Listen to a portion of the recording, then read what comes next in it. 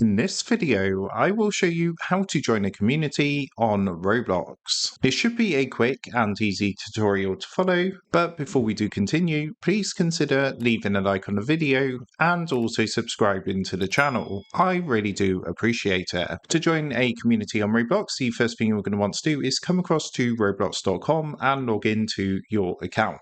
Then what you want to do is come up to the top left hand corner, click onto these three lines to expand this menu, and you're going to see an option here for communities. So what you want to do is give that a click. That's going to take you across to a page like this where you can search for different communities. Now there is a browse page, so you can just simply browse through and see all the different communities, or if there's one you're searching for in particular, you can use the search box at the top. For example, let's type grow a garden. Say I wanted to search for a community related to grow a garden. Let's go and have a look. So when we type this in, as you can see, we're going to get some search results related to those words. You can see the top one is actually for the grow a garden experience. So what you want to do is click onto the community that you want to join, and at this point it's going to take you to the community page. From here you're going to see a button to actually join the community. All you need to do is click the blue join community button, and what it's going to do, as you can see, we're going to get a confirmation saying successfully joined the community, and you can see that's going to be added to this menu on the left hand side. So this actually lists all the communities that you're a part of,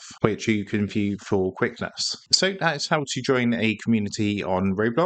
With that being said, I hope this quick tutorial did help you out today, and if this did help you out, I would really appreciate it if you was to consider dropping down below the video, leaving a like, and also subscribing to the channel. With that being said, I just want to take a minute to thank you guys for watching this quick tutorial, and I will see you in the next video.